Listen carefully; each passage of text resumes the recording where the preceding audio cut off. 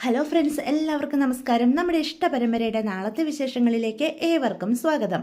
അങ്ങനെ കൃഷ്ണമംഗലത്തുള്ള എല്ലാവരും കൂടി ആലോകിനെ തള്ളിയതിൻ്റെ കാര്യം ചോദിക്കാനായിട്ട് ദേവമംഗലത്തേക്ക് വന്നിരിക്കുകയാണല്ലേ. അപ്പോൾ ദേവമംഗലത്തുള്ളവർ എന്നെ ചുട്ട മറുപടിയും പറയുന്നുണ്ട്.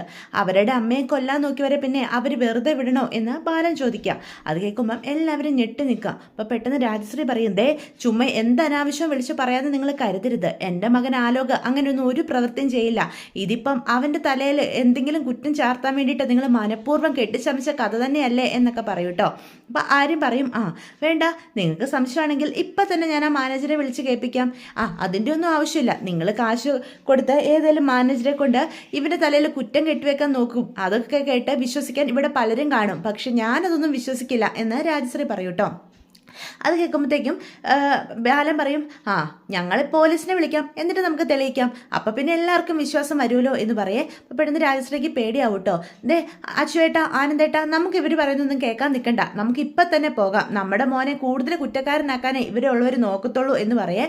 പെട്ടെന്ന് ഗോമതി പറയും, എല്ലാവരും ഒന്ന് അവിടെ നിന്നേ. എൻ്റെ മക്കളെ കുറ്റമൊന്നും ആരും പറയണ്ട. അവിടെ നടന്ന കാര്യങ്ങളൊക്കെ സത്യവാ. ഇത്രയും നാളും ഈ പകയിലും വിദ്വേഷത്തിലും ഒക്കെ ഞങ്ങൾ കണ്ണടച്ച് വിട്ടിട്ടേ ഉള്ളൂ. എന്നെയും എൻ്റെ കുടുംബത്തെയും ദ്രോഹിക്കാവുന്നതിൻ്റെ അങ്ങേയറ്റം നിങ്ങളെല്ലാവരും ദ്രോഹിച്ചു. എന്നിട്ടും എൻ്റെ ഏട്ടന്മാരല്ലേ ഏടത്തിമാരല്ലേ എന്നുള്ള പരിഗണനയോട് കൂടി മാത്രമേ ഞാൻ എപ്പോഴും ചിന്തിച്ചിട്ടുള്ളൂ. ഇപ്പം എന്നെ കൊല്ലാൻ വരെയും എൻ്റെ ഏട്ടൻ്റെ മകൻ തന്നെ മുന്നിട്ടിറങ്ങിയിരിക്കുന്നു. ഇപ്പം എൻ്റെ കാല് വെച്ച് എനിക്ക് നടക്കാൻ പോലും പറ്റുന്നില്ല.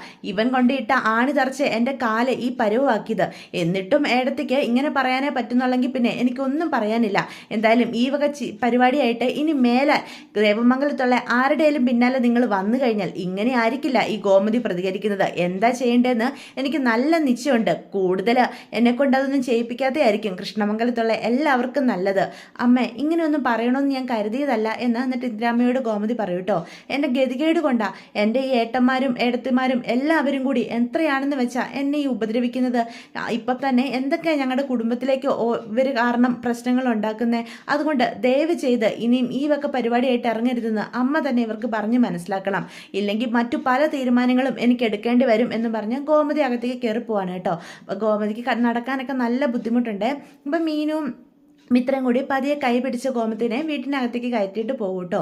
അതേസമയം ബാലൻ പറയും, ഇനി ഇവിടെ എന്ത് കാണാൻ നിൽക്കുക, എല്ലാവരും അകത്ത് കയറിക്കേ, ഇവരോടൊന്ന് സംസാരിക്കാൻ നിൽക്കേണ്ട കാര്യം പോലും നമുക്ക് ആർക്കും ഇല്ല എന്ന് പറഞ്ഞ് ബാലൻ മക്കളെ എല്ലാവരെയും വിളിച്ച് അകത്തേക്ക് കയറി പോവാണ് കേട്ടോ.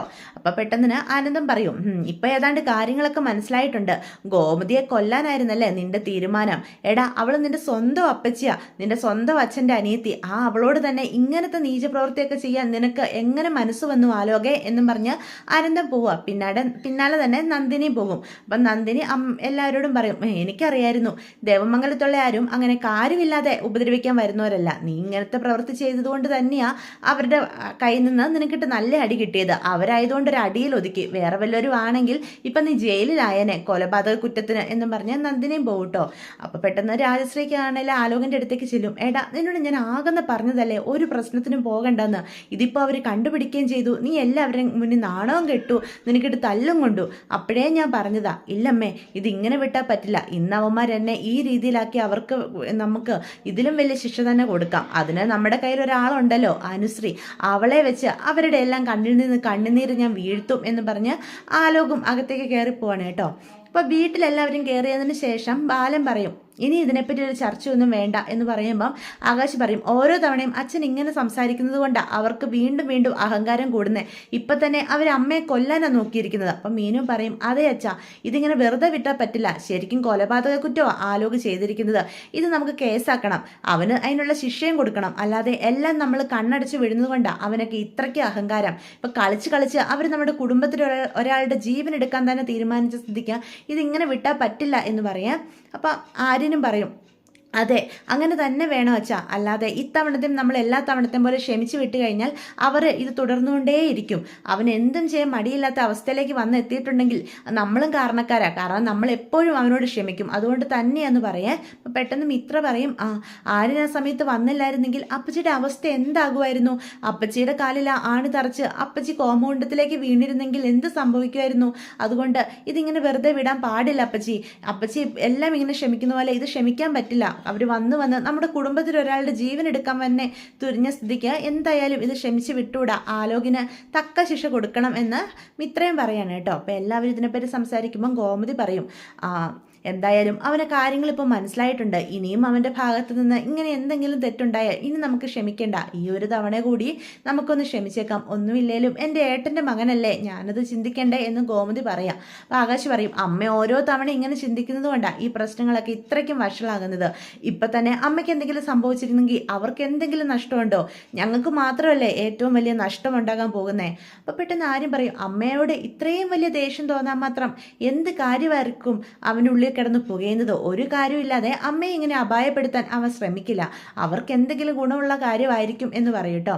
അപ്പം അത് കേൾക്കുന്ന ആനന്ദ് പറയും, വേറെന്ത് ഗുണം, നമ്മൾ ഈ ദേവമംഗലത്തുള്ള എല്ലാവരും കരയണം, അതിന് ഏറ്റവും കൂടുതൽ നമ്മൾ കരയണമെങ്കിൽ അമ്മയ്ക്ക് തന്നെ എന്തെങ്കിലും സംഭവിക്കണമെന്ന് അവർക്ക് അറിയാം, അതുകൊണ്ട് തന്നെയാണ് ആലോക ഇങ്ങനൊരു തീരുമാനം എടുത്തെന്ന് പറയും കേട്ടോ. അപ്പം അത് കേൾക്കുമ്പോൾ പെട്ടെന്ന് നമ്മുടെ ഗോമതിക്ക് കാര്യങ്ങൾ മനസ്സിലാവുക, വിൽപ്പത്രത്തിന് വേണ്ടിയിട്ടാവാം അവൻ അങ്ങനെ ചെയ്തത് എന്ന് ഗോമതിക്ക് ഒരു സംശയം ഉണ്ടാവുന്നുണ്ട്. അപ്പോൾ പെട്ടെന്ന് മീൻ ചോദിക്കും, അല്ല നമ്മൾ അമ്പലത്തിൽ പോണ കാര്യം എങ്ങനെയാണ് അവരറിഞ്ഞത് എന്നിങ്ങനെ ചോദിക്കുകയാണ് കേട്ടോ. അത് ശരിയാണല്ലോ, നമ്മൾ ദേവിമല ക്ഷേത്രത്തിൽ പോകുന്ന കാര്യം കൃഷ്ണമംഗലത്തുകാരെങ്ങനെ അറിഞ്ഞു എന്ന് അപ്പം ഓരോരുത്തർക്കും സംശയം തോന്നുക. ഇവിടെ ആരും കൃഷ്ണമംഗലത്തുകാരുമായിട്ട് ഒരു ബന്ധവും പുലർത്തുന്നില്ല, പിന്നെ അവരിത് എങ്ങനെ അറിഞ്ഞു? അപ്പോൾ പെട്ടെന്ന് ബാലൻ പറയും, അതെന്തേലും ആട്ടെ, ഇവിടെ എന്തൊക്കെ നടക്കണമെന്ന് അന്വേഷിച്ച് നടക്കലല്ലേ അവരുടെ തൊഴിൽ തന്നെ, അതുകൊണ്ട് തന്നെ ഇവിടുത്തെ കാര്യങ്ങളൊക്കെ അറിയാനാണോ ഇത്ര പാടിയിരിക്കുന്നത് എന്ന് പറഞ്ഞ് ബാലൻ അകത്തേക്ക് കയറിപ്പോവും. ഇനി അതിനെപ്പറ്റി ഒരു ചർച്ച വേണ്ട, എല്ലാവർക്കും നല്ല ക്ഷീണമില്ലേ, കയറി കിടക്ക്, ഗോമതി നിനക്ക് നല്ല ക്ഷീണമുണ്ട്, വന്നേ റെസ്റ്റ് എടുക്കാം എന്ന് പറഞ്ഞ് ബാലൻ ഗോമതിയായിട്ട് പോവാണ് കേട്ടോ. അതേസമയം റൂമിൽ ചെന്ന് കഴിയുമ്പോഴത്തേക്കും നമ്മുടെ ധർമ്മന് സുകന്യെ നല്ല സംശയം തോന്നുവാണ്. കാരണം വേറൊന്നുമല്ല, സുകന്യ മാത്രമാണ് കൃഷ്ണമംഗലത്തുകാരുമായിട്ട് ബന്ധം പുലർത്തുന്ന ആൾക്കാർ. ഇവിടുത്തെ കാര്യങ്ങളൊക്കെ സുകന്യ വഴി മാത്രമേ അവിടെ എത്തിച്ചേരുള്ളൂ എന്നും ധർമ്മന് സംശയം തോന്നുക. അതുകൊണ്ട് തന്നെ ധർമ്മൻ സുകന്യയോട് ചോദിക്കും, സുകന്യെ നീ കൃഷ്ണമംഗലത്ത് പോയപ്പോഴെങ്ങാനും ഇവിടുത്തെ കാര്യങ്ങൾ ആ രാജശ്രീ ചേച്ചിയോടോ ആരോടെങ്കിലും പറഞ്ഞായിരുന്നോ എന്ന് ചോദിക്കുക. ധർമ്മേട്ട, നിങ്ങൾ ചുമ്മാ അനാവശ്യം പറയരുത്, ഇവിടുത്തെ കാര്യം അവിടെ ചെന്ന് പറയുന്നേയും അവിടുത്തെ കാര്യം ഇവിടെ വന്ന് പറയുന്നതും പരദൂഷണ സ്വഭാവമൊന്നുമേ ഈ സുകന്യക്കില്ല.